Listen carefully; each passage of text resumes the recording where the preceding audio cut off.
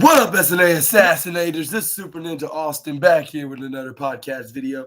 And this is the wrestling news like every afternoon. And this is on September 20th, 2024, where we're going to be talking about the wildest wrestling news stories and rumors that you Assassinators need to know from the Wrestling Inc. article. And make sure to watch it till the very end because these news are going to be extremely intriguing, which we got one right here that's going to start off on today's video, which is some backstage updates on reports of SmackDown could possibly move to 3 hours.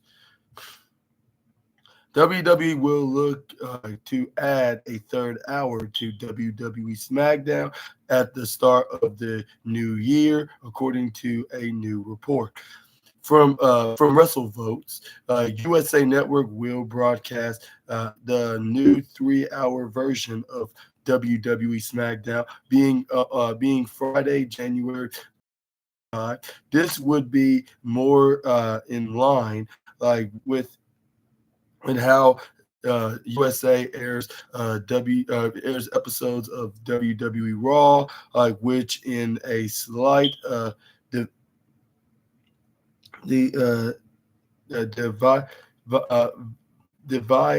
deviation are being cut from 2 hour cut to 2 hours for the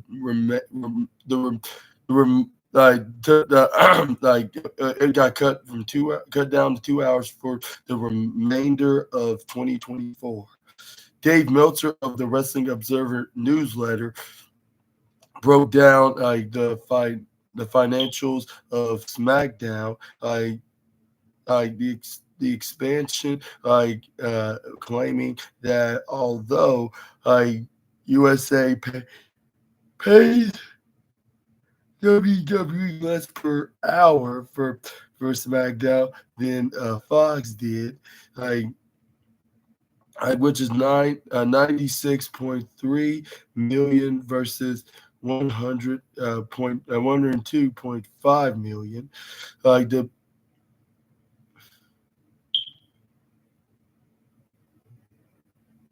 The cost of producing a third hour of wrestling compared to 2 is usually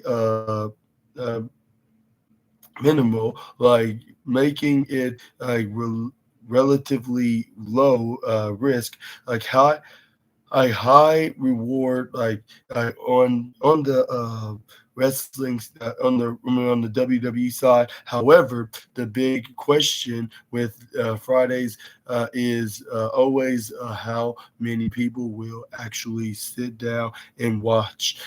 With that night being a notoriously difficult one, to attract a TV viewing audience, in general, it's also believed that this third hour of SmackDown could have directly impact AEW Rampage, which currently airs Fridays at 10 p.m. There's speculation that Warner Brothers Discovery could move Rampage or drop it entirely once their new deal with AEW is announced. The Observer also released WWE's programming schedule relating to next day streaming, running up to and through the beginning of the year. Firstly, SmackDown's current deal with Hulu expires at the end of September of SmackDown, according to WrestleVotes. For now, Raw's next day streaming will remain on Hulu, though through the remainder of the year, and the CW will acquire NXT's next day rights next month. But what are your thoughts onto this, this latest programming news from WWE? And do you agree that SmackDown's going to Do you think that SmackDown's going to be moving to 3 hours in the beginning of 2025 in January? It's like right after Raw goes on the air right after, right before like Raw goes on the USA Network. Not US, I mean moves out of the USA Network and go to Netflix. I meant to say, what am I even talking about right now?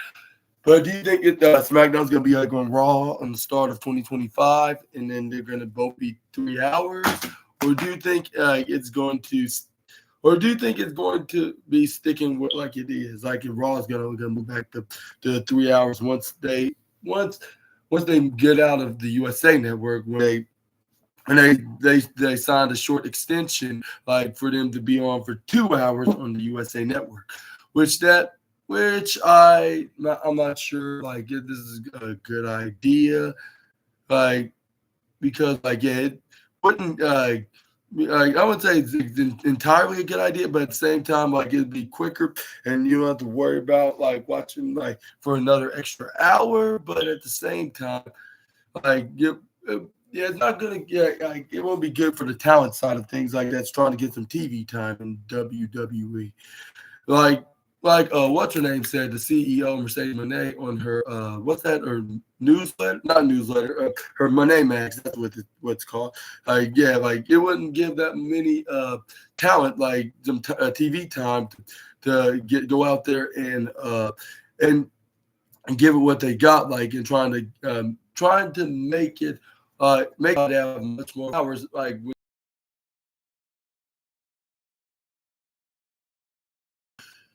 but luckily for Raw, like it's only gonna be a temporary move until they move to Netflix, which says they're gonna be going back to 3 hours.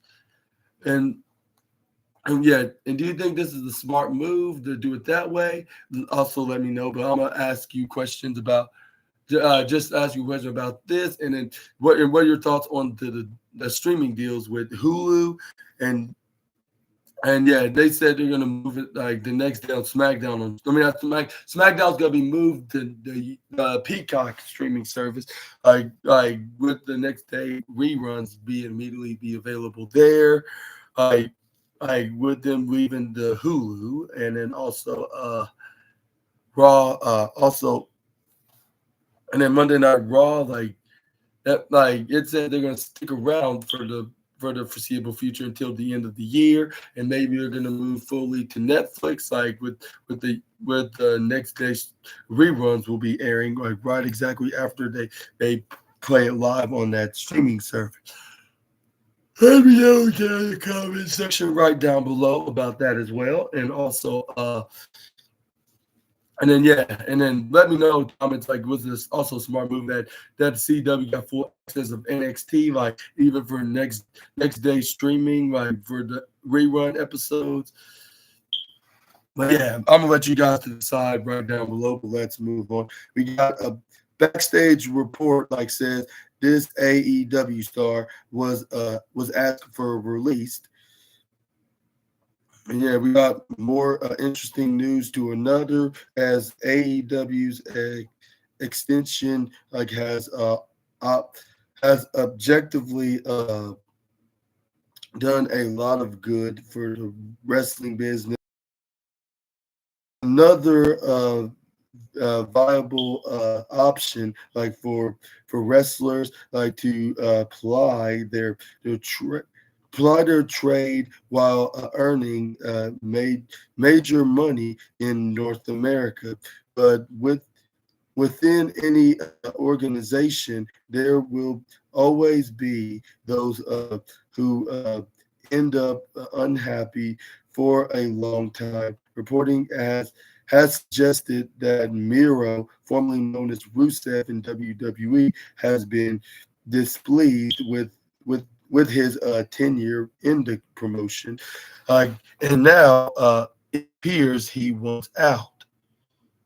According to a report from Fightful Select, Miro has officially requested his release, like from AEW, like yeah, and on Rusev Day of all days, like at like all the time, of writing. Like neither AEW nor Miro himself has confirmed the report, but the Redeemer has notably not competed in AEW all.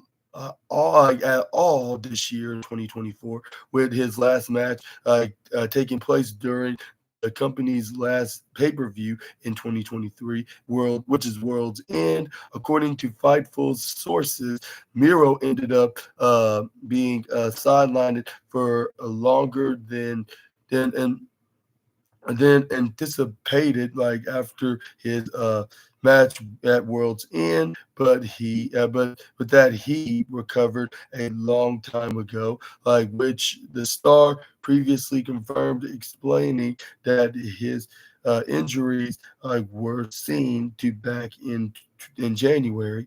Fightful also reports that AEW originally considering using Miro in the All-In Casino Gauntlet, and an angle for him was pitched involving John Moxley, but added that he could reach creative agreement with management, largely the reason for his absence from programming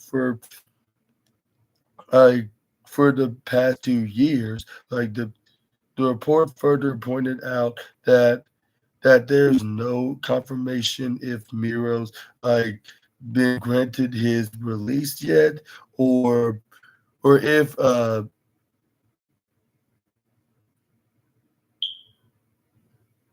it's granted his release yet, but or if WWE has any interest in picking him up. Fightful sources also noted that the Redeemer is currently signed to a seven-figure contract that doesn't expire until spring of 2026, which that's about another 2 years to go, which might, well, yeah, complicate the dealing around his release. And what are your thoughts onto this? And how do you think Tony Khan's going to act onto this? If things are true, with Miro's status of him wanting to leave the All Elite promotion, and do you think he's going to get granted his or Anthony Khan, I should say? Well, it really don't matter. But anyways, yeah, let me know in the comment section right down below if you think that Tony Khan should grant Miro's release, or do you think he should keep him around despite him requesting it, if this is true. And do you think these reports are true about Miro wanting out of the Jacksonville-based promotion? Let me know down in the comment section right down below. But let's move on to the next slide. Let's talk about the backstage reports on. Okay. Why are you pushing me? My door. No, it was you were knocking over Samson on accident. That's why Samson got up, because you were pushing the door on him. Oh, I'm sorry. You good, Birdie Bird. But anyways, Assassinator. Backstage report on Netflix's Vince McMahon's series is being received in WWE. It says a six-part docu-series of Mr. McMahon premieres on Netflix on September 25th. And the wrestling world is eager to see exactly what gets covered in the show that aims to tell the life story of Vince McMahon.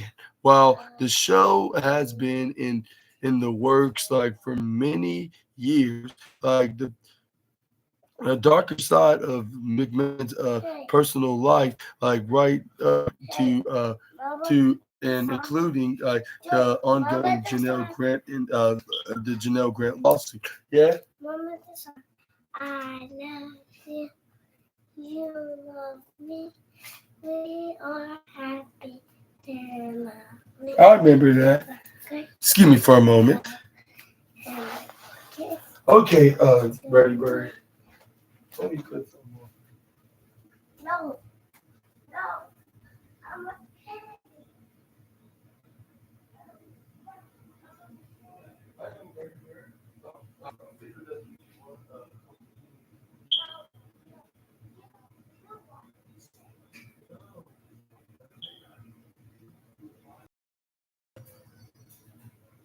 Alexa,